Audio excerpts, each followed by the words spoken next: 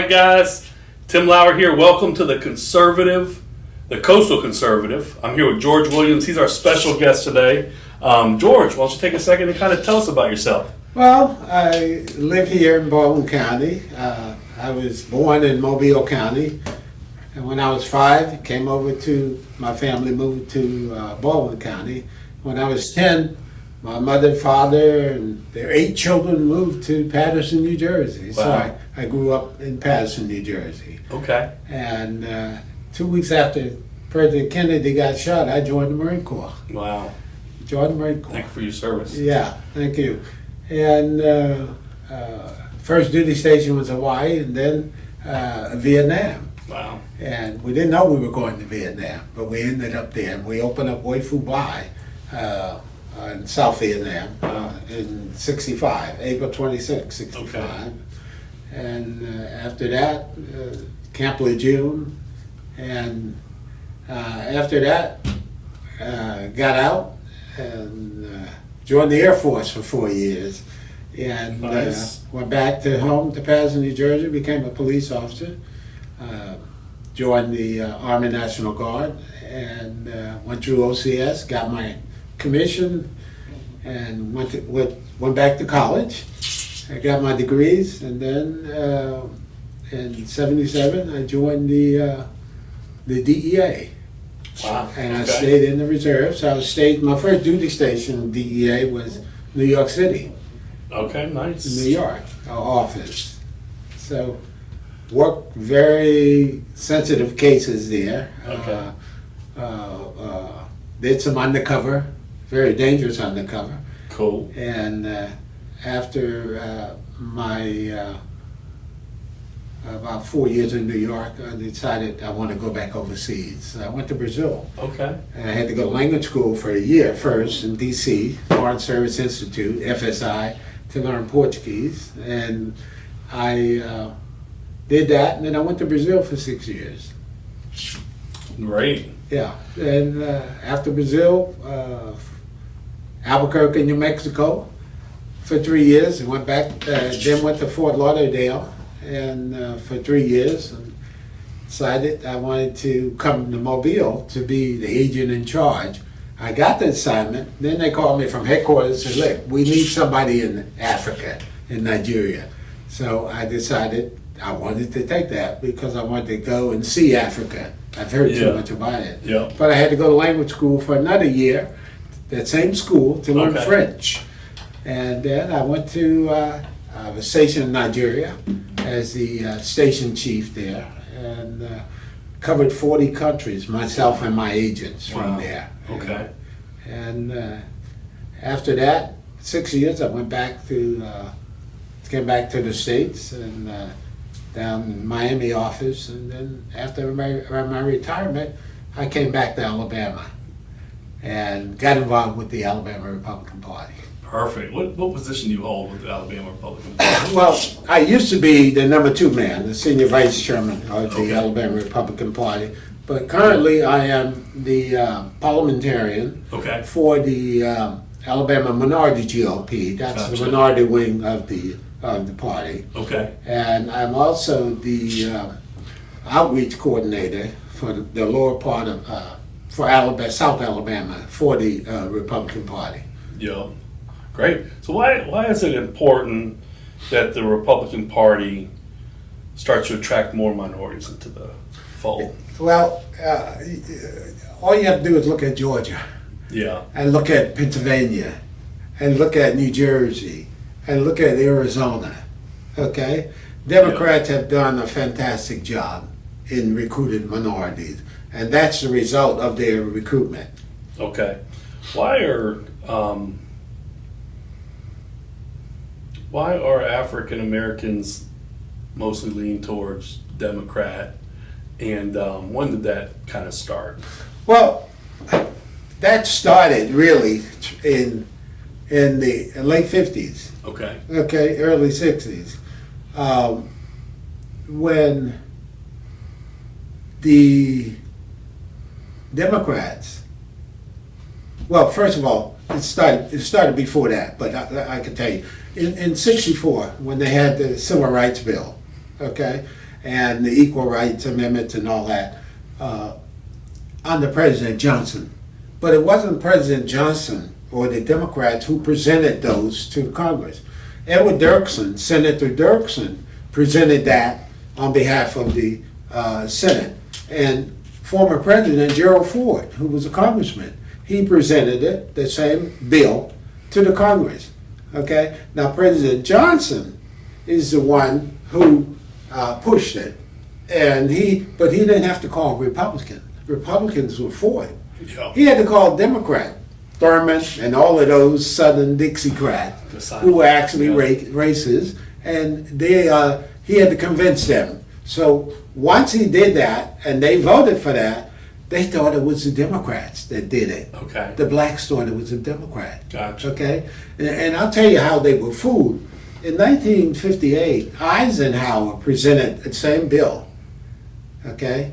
And the Senate voted it down. But you know who was one of the senators who voted against it? Who became president? J.F. Kennedy. He was a senator from Massachusetts. He voted against Eisenhower's Civil Rights Bill. Wow. Okay? So the blacks thought that it was the Democrats who passed that bill for the betterment of the black races. But it wasn't. It was the Republican. Okay. And that was kind of the turning point. That was it. Okay. That was it. Okay. Now, I've been told by someone who was part of Martin Luther King's entourage that they were all Republican. As you know, Martin Luther King was a Republican. Yeah. Martin Luther King in '67, during the election, the cameras followed him to the voting booth, and he voted. But he voted for the Republican. He didn't vote Democrat. He voted Republican. They were all Republican. Wow. Okay, so the turning point, then you get someone like Jesse Jackson and Al Sharpton, and they talk about this and that, and the racist Republicans. They're the ones who have turned a lot of minds, Democrat versus Republican. So, and then they're the ones that changed the African Americans. I didn't know anything about Africa until I was stationed there. That's right. That's right. Okay, but these terms, like both of my great-grandfathers were slaves, and they married Indian women, American Indian women. Okay, so these guys come up with all these names: Native American, African Americans, etc. I consider myself a Black American. Yeah, that's right. And, that's right. I don't look at what European descent I am and call myself a European American. Yeah, you're American. It's American. Yeah. I agree, 100%. You're a white guy and you're American. That's right. Okay? So, so I didn't go along with a lot of their stuff. Yeah. Okay, no, totally in line with you on that. I grew up in an age where, I didn't know the difference. I went to white schools, I went to black schools, or majority, and I went to, just a wide range and had a lot of culture growing up. So for me, it was never an issue like they make it on TV or like decisive. They've been over, election cycles to kind of stir up that hardship in people, or that hard feelings in people, or just stirring up BS. Yeah. But it has being in the Republican Party being black is what are the difficulties? Are there any? Let me tell you. Any trouble? If I wasn't a retired DEA special agent, I'd be on a rock or something. You wouldn't be on the coastal I've conservative. been threatened. I've been called Uncle Tom. I've been called all kinds of names. Yeah. Okay, and what I do is I tell blacks and I tell Republicans, get some guts. Yeah. Fight the Democrats. That's right. Look, we can't allow the Democrats to tell our story because they're going to lie. That's right. Look at Biden. He's been lying all ever since he's been in office. Yeah. Okay. You don't know how to tell the truth. Right. So they lie, and the black Democrat politicians, they're just repeating what he's saying. Now I have to admit they stick together. If he tells a lie, they're going to tell a lie. That's right. They do. They do. Yeah. Okay. Absolutely. And they do the same thing when they're voting. You get these politicians in the urban cities. They come around every 4 years. Every 4 years. Yeah. Okay? But they put a lot of people to work.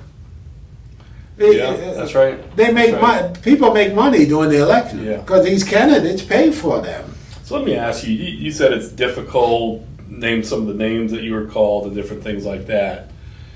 Do you feel as if do you feel like that there's some form of suppression there from the Democratic Party or from like, why is it so bad for you to feel? I mean, we're in America, right? Right. Freedom of speech, freedom of thought. Every man created Except equal. in areas where you come from. Yeah. How come they make it so hard? Because of the threats. Yeah. It's hard to get for a black Republican to live in an urban surrounding. It's hard for them to put a Republican sign in front of their building. That's right. Okay? And they're threatened, physically threatened for that. As a matter of fact, we've had people, in Alabama, we have, during the primaries, you can say, who do you want to vote for? You have to have a Republican ballot or a Democrat ballot. Yeah. We've had people blacks to go and ask for a Democrat ballot, and that some refuse to give it to them. Yeah. Oh, you don't want to vote Democrat. You don't want to be. I'm sorry. Ask for a Republican ballot. Yeah. No, I know what you're saying. You don't want to vote. You don't want to vote Republican. Here, take this Democrat. Yeah. We've had that happen. Even going to vote with my wife, she's Hispanic. Right. She'll get a look like they don't say anything. She'll get a look like. Right. She know what she's voting for. Right. Yeah.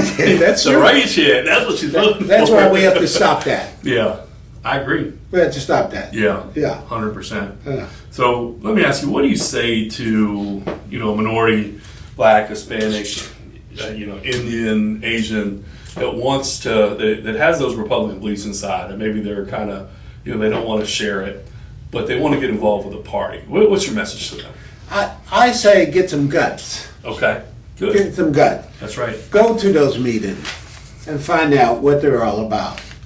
Okay? Absolutely. And don't listen to your neighbor. Yeah. Who may be on the other side. I call them Democrats. All right? On the side of the Democrats, because the propaganda in the urban communities are unbelievable. Yeah. Unbelievable.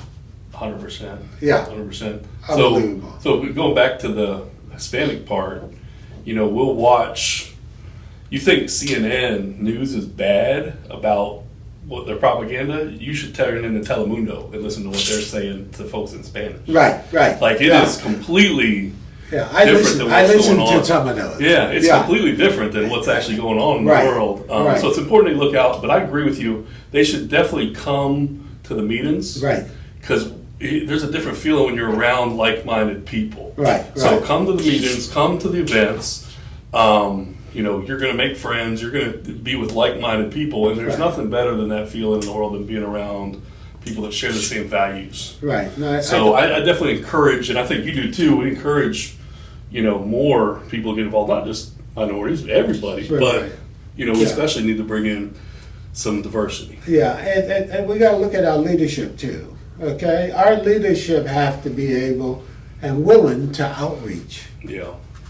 To go to those areas, have me and take them to those areas, or someone like me. Yeah. Okay, you just can't sit back and expect people to come in without outreaching for them. And we can do that via radio, via TV. And we can do it also via getting black ministers, Hispanic ministers, okay, to come to our meetings and take them into those areas. And that's what I've done a lot. And I use a lot of black ministers and minority ministers because in the black community, we're still based around our churches. Okay, it's been that way for hundreds of years. Yeah. And it's going to remain that way. That's right. Now you got some good ministers and bad ministers, but and we had in Birmingham we had a minister who had about 1,300 worshipers in his church. When he announced he was a Republican, he lost half of them. Wow. Unbelievable. Okay? Yeah. That's a fact. Yeah. That actually happened. Rough, yeah. Yeah. So, it's the fear of losing what you have. That's right. So let's turn subjects. I kind of appreciate us being able to, openly talk about some of those issues and different things. And let's talk about 2024. Yes. So I'm going to ask you this question. Even on the screen, we got somebody with you. There right he there. is. There he is. Who is your candidate for 2024, Trump or DeSantis? Well, I know DeSantis, and a few years ago I went back down to South Florida, and I stayed down there a couple of years, and I was part of DeSantis group. Okay, amazing what happened in Miami-Dade County. Right, unbelievable, That is unbelievable. unbelievable. But you have to understand now, when you talk about Hispanic groups, you've got several. You've got the Puerto Ricans, who are Democrats, okay, solidly. Yeah. And then you had the Cubans, who are different. And in those areas, most of the Republicans are Cubans. Okay. And they don't want to happen in America what happened in Cuba or some of the other places. That's right. Okay? So the Cubans are the ones that changed it for DeSantis. Okay, nice. That's good to know. Yeah. All right, so back to the question, Trump or DeSantis? I'm going with Trump. Okay. I'm going with Trump. Great. Trump made DeSantis. Yeah. When DeSantis Trump came to Tampa, I was part of DeSantis group to go there. We drove to Tampa, and we sat right behind President Trump when he was on the stage. Nice. And Trump made DeSantis, and DeSantis knows that. Yeah. Okay? And well, certain things I know, I won't say. But DeSantis is not going to portray Trump because DeSantis was just a little small congressman. Yeah. Trump met him, he liked him. He said, "You'd be good as a governor." And he did. Yeah. Okay? So if it wasn't for President Trump at that time, DeSantis wouldn't be governor. That's right. I'll tell you, pretty cool what he did with Disney World, huh? Pretty cool what DeSantis did with Disney World. Now, I tell you about DeSantis, and I've talked to him like you and I talk. Yeah. The guy is a military man. Yeah. He's a tough man. And you're not going to back him down. That's right. Okay? That's right. Just like Trump. That's right. Trump wasn't a military man, but he come from New York. I tell folks, what do you expect? He's from New York. He's not going to take your crap. That's right. He used to deal with those unions in New York. Exactly. Okay? So the man is tough, but he does what he says he's going to do. That's right. Okay? He does. And we need him. Yeah. As a matter of fact, We do. I have a radio show. Yep. And one of the guests called, not my guest, but one of my listeners, it was a young black female. And she was telling me how on their chat stations, the young black, they were young minorities, because more than black, they were talking about how the folks in that circle were upset with the Democrats. And they were not going to vote in 24 for any Democrat.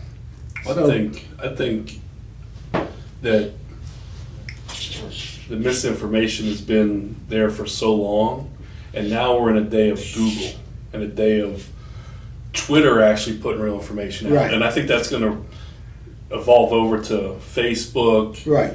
all the other social media platforms. So I think 2024 is going to be a huge awakening for people what's really going on. Right. And it's going to, people who thought certain things 4 years ago were like, oh, these sound like conspiracies. Right.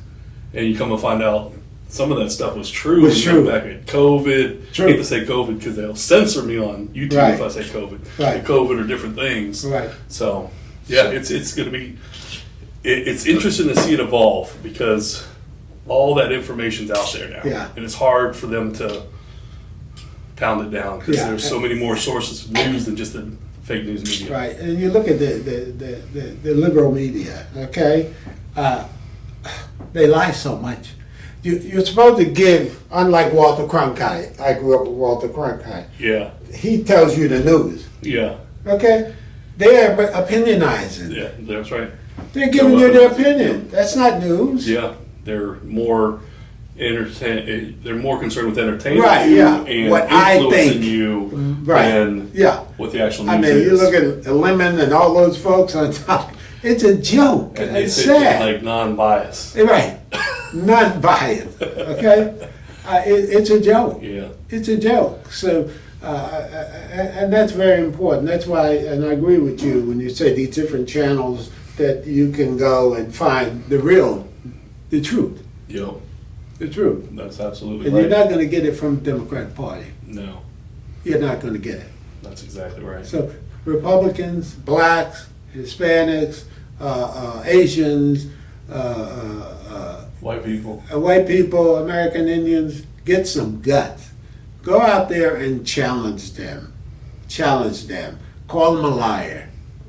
Yeah, call them what they are. They're liars. That's right. Call them what they are. You have to do that. So Yeah. that's what I do, without fear. Yeah, you absolutely do. You absolutely do, George. It's that DEA, that training. And Marine Corps, Vietnam. That's you right. know what I That's mean? right. So Because Yeah. look at how they mess up this. Look at Afghanistan. What they did in Afghanistan. Afghanistan, there was no deaths there for years. It was perfectly fine. Had a great agreement, and then just everything went to hell in the handbag. And that a lot of people are saying that was the trigger that started all this. I with agree. China, with freaking That's right. That's Russia and right. Ukraine and all that stuff. And a lot of that equipment that was left in Afghanistan, right now they're about the 5th best army in the world. That's crazy. With all that equipment. That's insane. And Yeah. people don't realize this. Yeah. Okay? Yeah. And there were people left behind. I know somebody was left behind. They were in Kandahar. They Wow. concentrated on the capital, but those other cities, so they got out through Pakistan. They Yeah. let a bunch of people out. Wow. Okay? So I'm telling you, That was a very sad day. it's a very sad Yeah. situation. Absolutely. Very sad. And you got somebody like Milley, General Milley, who is, and the Secretary of Defense, Austin, who's from Mobile. Yeah. I mean, they should bury their head in the sand, in my opinion. Yeah. Okay, and look at the military. I have a son that's a major in the Marine Corps Reserve. He got out after 6 years because he said, "Dad, I couldn't take this." He said, "Dad, if you were still in the military, you'd probably be in the brig." I can't take that. You know. Yeah. It's unbelievable. Unbelievable. You have men and women uniform, women and men uniform. Look at one of our secretaries. What is she? She is a man, but she dressed up as a woman. Who's that?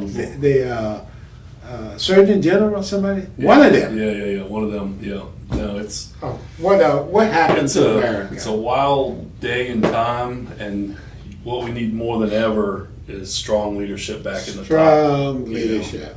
Strong leadership. We need a Trump back, okay?